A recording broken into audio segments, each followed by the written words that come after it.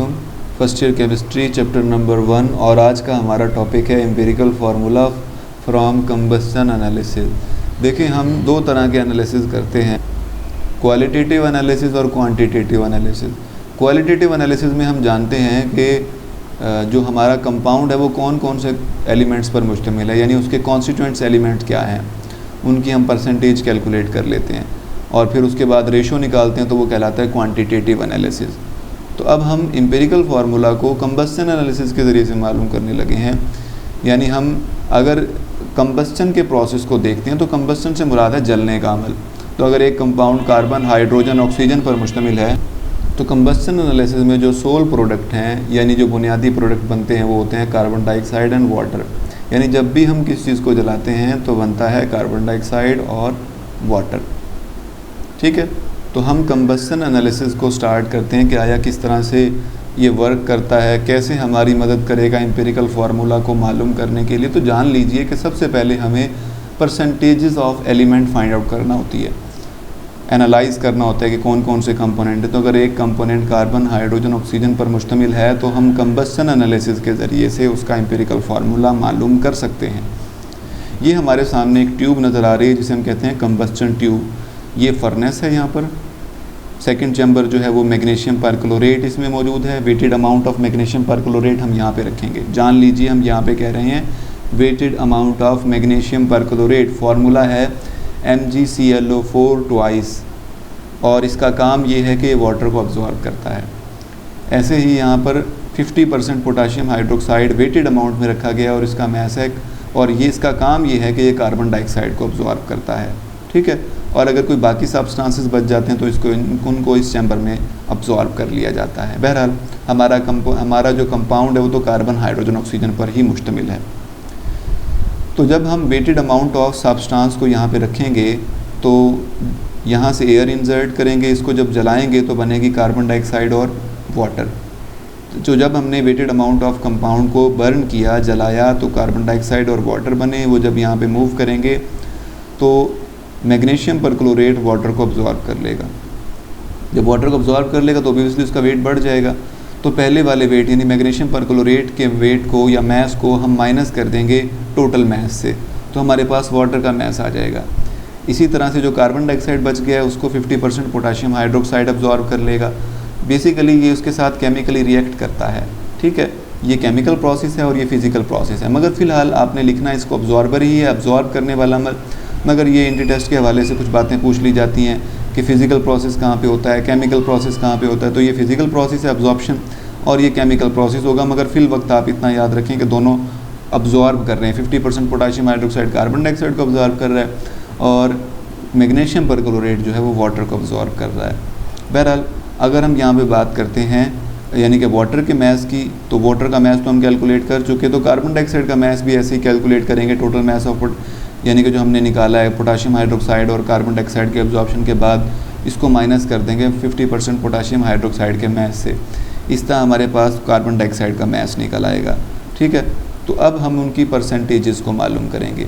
तो परसेंटेज को मालूम करने के लिए इस दफ़ा हमारे पास अलग तरह का फार्मूला मौजूद है। देखें, परसेंटेज ऑफ कार्बन निकालने के लिए मैस ऑफ कार्बन डाइऑक्साइड जो अभी हमने मालूम किया, मैस ऑफ ऑर्गेनिक कंपाउंड हमें गिवन होता है, यानी वो भी हमने वेट करके रखा था, जलाया था जिसको। ये है एटॉमिक मैस ऑफ एलिमेंट, यानी कार्बन का मैस आ गया, और ये है मोलर मैस यानी कंपाउंड का molar mass. Like carbon dioxide है तो हमारे पास इसका मोलर मैस है 44.00 और इसको मल्टीप्लाई करेंगे 100 से। ऐसे ही परसेंटेज ऑफ हाइड्रोजन निकालने के लिए mass of water divide by mass of organic compound multiply by 2 hydrogen है, एक हाइड्रोजन का मैस होता है 1.008, तो 2 हाइड्रोजन का जो मैस होगा वो 2.016 हो जाएगा, डिवाइड बाई 18 जो कि वाटर का मोलर मैस है, मल्टीप्लाई किया 100 से। तो परसेंटेज ऑफ कार्बन और हाइड्रोजन तो हमने कैलकुलेट कर ली, मगर परसेंटेज ऑफ ऑक्सीजन कैसे मालूम करेंगे, जबकि ऑक्सीजन तो यहाँ पे भी मौजूद है, यहाँ पे भी मौजूद है। तो हम फिर मेथड ऑफ डिफरेंस से परसेंटेज ऑफ ऑक्सीजन को मालूम करते हैं। तो 100 minus percentage of carbon plus percentage of hydrogen, इसे कहते हैं मेथड ऑफ डिफरेंस। तो इसके ज़रिए से हम परसेंटेज मालूम कर लेते हैं। आगे हमारे पास एक न्यूमेरिकल एग्जाम्पल है जिसको हमने सॉल्व करना है। देखें, हमें एक एलिमेंट के, मतलब हमें एक एम्पिरिकल फार्मूला मैथ करना है कंपाउंड का जिसका मैथ है 0.5439 ग्राम, ये कंपाउंड का मैथ है। और हमने कंबस्शन एनालिसिस के ज़रिए से कार्बन डाइऑक्साइड का जो मैथ मालूम किया वो है 1.039 ग्राम, जबकि वाटर का है 0.6369 ग्राम। तो अब हम क्या करेंगे, सबसे पहले परसेंटेज मालूम करेंगे। तो कंबस्शन एनालिसिस से तो हमें कार्बन डाइऑक्साइड और वाटर का मैथ मालूम हुआ है, तो हम फिर फार्मूला भी कंबस्शन एनालिसिस से मालूम की गई परसेंटेज वाला ही अप्लाई करेंगे। जैसे जो मैथ गिवन है कार्बन डाइऑक्साइड का, math of compound multiply by, ये हमारे पास कार्बन का मैथ है, ये मैथ ऑफ कंपाउंड है, ये कार्बन डाइऑक्साइड का मैथ ऑफ कंपाउंड, कार्बन का जो मैथ है वो 12.00 है और 44.00 ये कार्बन डाइऑक्साइड का मोलर मैथ है। मल्टीप्लाई किया 100 से तो परसेंटेज जो आई है वो 52.108 आई। इसी तरह से परसेंटेज ऑफ हाइड्रोजन वो हमने वाटर के ज़रिए से मालूम की, math of water divide by math of compound multiply by hydrogen का मैथ 2.016 और 18 ये मोलर मैथ ऑफ वाटर। अब आप 2.016 के हवाले से परेशान नहीं होंगे क्योंकि ये 2 हाइड्रोजन है वाटर में, इस वजह से हमने 2.016 लिखा। तो जब मल्टीप्लाई किया 100 से तो मैथ आया, जो परसेंटेज आई है वो 13.11 होगी। ऐसे ही मेथड ऑफ डिफरेंस से हमने परसेंटेज ऑफ ऑक्सीजन मालूम कर ली। अब जब ये तीनों काम हम कर चुके हैं तो नंबर, अब देखें एम्पिरिकल फार्मूला वाला टॉपिक अगर आपने पढ़ा हो तो आपको याद होगा, पहले परसेंटेज मालूम करते हैं, फिर ग्राम एटम या number of mole find out करते हैं। तो ग्राम एटम फाइंड आउट करने के लिए फार्मूला है कि जो परसेंटेज है उसको डिवाइड करेंगे एटॉमिक मास से। तो देखें कार्बन की परसेंटेज को मैं ग्राम में लिखा और इसी तरह से एटॉमिक मास कार्बन का, इसकी ग्राम एटम आए 4.34। ऐसे ही हाइड्रोजन के लिए जो मास या परसेंटेज के ज़रिए से निकला है वो है 13.11। तो जब उसको डिवाइड किया हाइड्रोजन के एटॉमिक मास से तो आंसर आया 13.01। ऐसे ही ऑक्सीजन का परसेंटेज जो मास निकला है वो 34.77 है, डिवाइड किया ऑक्सीजन के एटॉमिक मास से तो 2.17।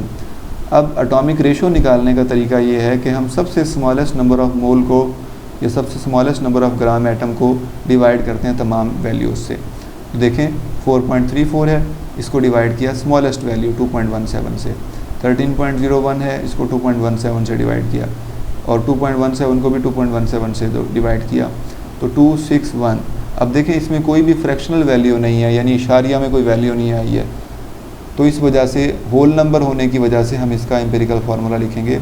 कार्बन की रेशो 2 है, हाइड्रोजन की 6 है और ऑक्सीजन की 1 है, तो फार्मूला हुआ C2H6O। नेक्स्ट हम मॉलिक्यूलर फार्मूला को डिस्कस करेंगे, तब तक के लिए खुदा हाफिज़।